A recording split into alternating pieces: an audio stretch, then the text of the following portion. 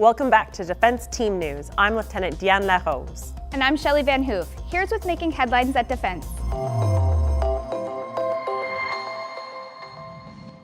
A joint suicide prevention strategy was recently unveiled by the Department of National Defence and Veterans Affairs Canada. Although a network of programs already exists to identify and get help for those in distress, a joint strategy will guide intervention approaches to reduce the risks and build additional protective factors, support, and resilience. This strategy is an approach that we have not seen before.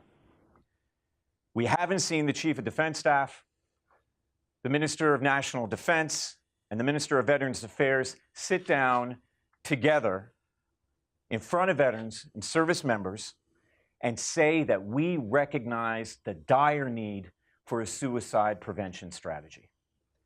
But that is what we're doing. And that's why we're here.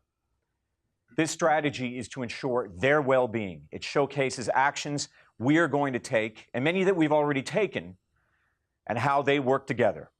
We are not without the same concerns that anybody else has facing suicide. We want and need more research, more science, more understanding of the mental health challenges that my troops face, in fact, that any Canadian faces.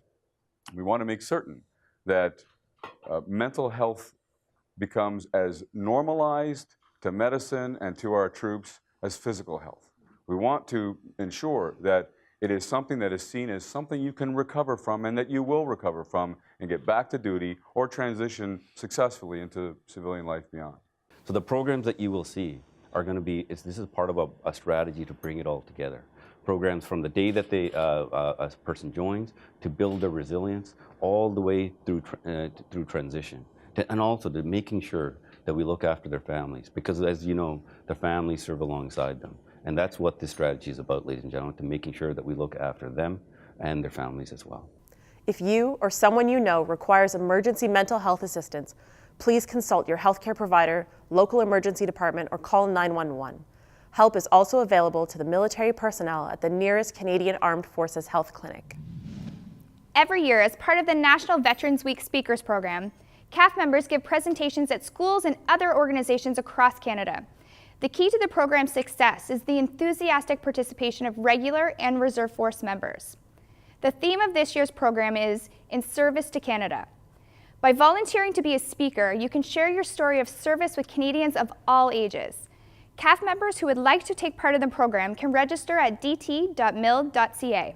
It's a wonderful chance to share with youth, with people their own age, and with veterans the real life experiences of military members that allows them a chance to bond, a chance to express what they have done, and it allows the public a chance to say thank you. Last year, CAF members gave over 2,100 presentations, reaching more than 555,000 Canadians during Veterans Week.